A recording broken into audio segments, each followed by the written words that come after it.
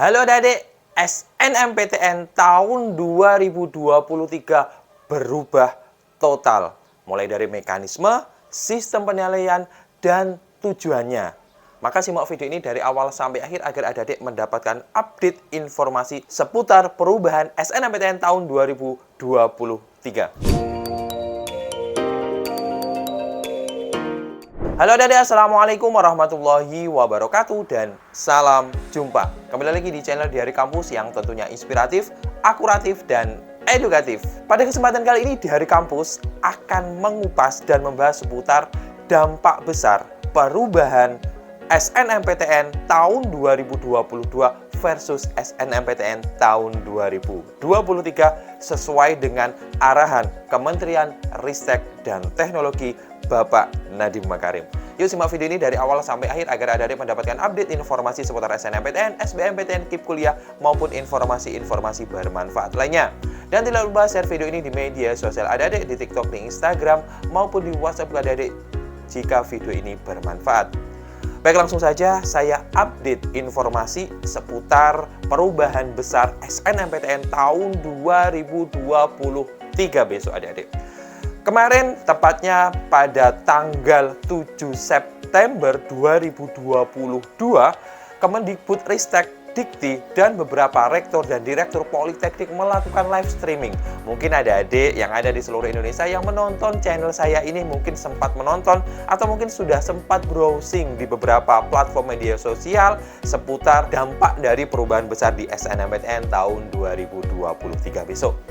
Adik-adik perlu diketahui bahwa memang perubahan SNMPTN tahun 2023 memang sudah banyak indikasi berubah di tahun ini.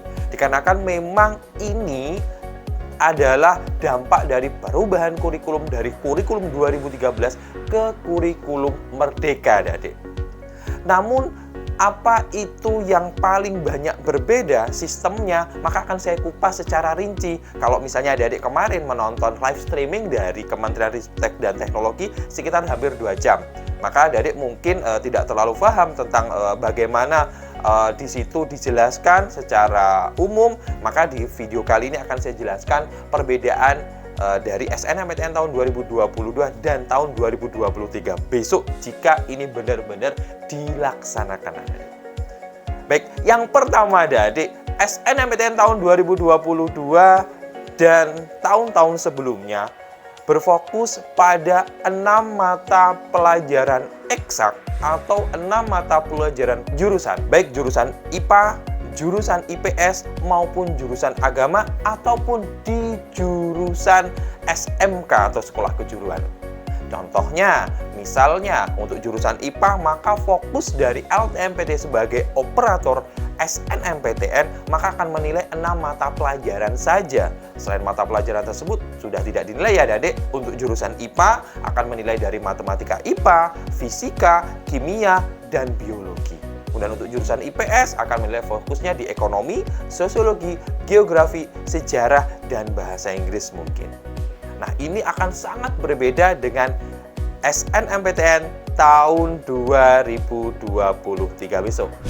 Nah, untuk di SNMPTN tahun 2023 besok, sesuai dengan rilis dari Kementerian Ristek dan Teknologi bahwa seluruh mata pelajaran baik yang wajib, yang peminatan, itu dipakai di parameter penilaian di SNMPTN, yaitu di semester 1 sampai semester 5. Jadi nanti itu akan berkontribusi 50% adik-adik dari jatah 100% yang akan dinilai di SNMPTN. Tentunya ini akan sangat berbeda di poin 1. Kemudian untuk poin yang kedua adalah SNMPTN tahun 2022 berfokus pada setiap jurusan dan nanti diklasterisasi dari IPA, IPS, kemudian bahasa, agama maupun di jurusan SMK.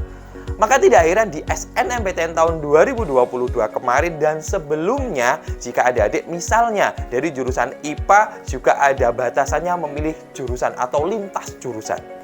Atau mungkin yang dari SMK, misalnya nih jurusannya SMK-nya akuntansi, maka tidak bisa memilih jurusan kesehatan dan beberapa jurusan IPA di SNMPTN. Kemudian untuk SNMPTN tahun 2023 yang paling banyak berubah adalah semua jurusan IPA, IPS, agama, bahasa maupun SMK boleh mendaftar di semua jurusan adik-adik.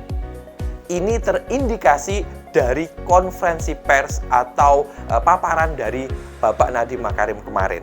Sehingga memang keinginannya dari Kementerian Riset dan Teknologi, seluruh jurusan entah itu yang diinginkan masuk IPA maupun IPS di SMA, ataupun mungkin salah jurusan ketika SMK, masih punya peluang besar untuk mendaftar di SNMPTN. Yang tentunya kalau di tahun sebelumnya, sebelum daftar aja sudah tidak boleh. Tapi di sini adik-adik bisa mendaftar. Jadi misalnya dari SMK, kemungkinan besar masih juga bisa mendaftar di jurusan kedokteran, kedokteran gigi, dan farmasi adik-adik. Kemudian di tahun 2023 besok ada opsional atau mengerucut lagi bahwa harus ada 2 mata pelajaran pendukung adik-adik. Nah, 2 mata pelajaran pendukung ini sesuai dengan pilihan jurusan yang dipilih di SNMPTN adik-adik. Contohnya, jika adik-adik memilih jurusan teknik, maka otomatis mata pelajaran pendukungnya pastinya di matematika dan fisika. Kemudian kalau misalnya adik-adik memilih jurusan kedokteran, pastinya juga akan dilihat 2 mata pelajaran, yakni biologi dan kimia adik-adik. Nah, kemudian dari paparan saya itu tadi, maka kita bisa simpulkan pastinya ada dampak positif dan dampak negatifnya teman-teman. Pejuang Kampus tahun 2023 besok. Karena memang seluruh kebijakan apapun, entah itu kebijakan pendidikan, kebijakan publik dan sebagainya, jika diterapkan baru atau baru disosialisasikan dan diterapkan, pastinya ada dampak positif dan negatifnya maupun ada pro dan kontranya. Setidaknya untuk dampak positifnya adik-adik, untuk sistem SNMPTN tahun 2023 besok yang mengusung kemerdekaan atau Merdeka Kampus Merdeka adalah nantinya harapan dari Kemendikbudristek Dikti, nantinya adik-adik punya peluang yang sama.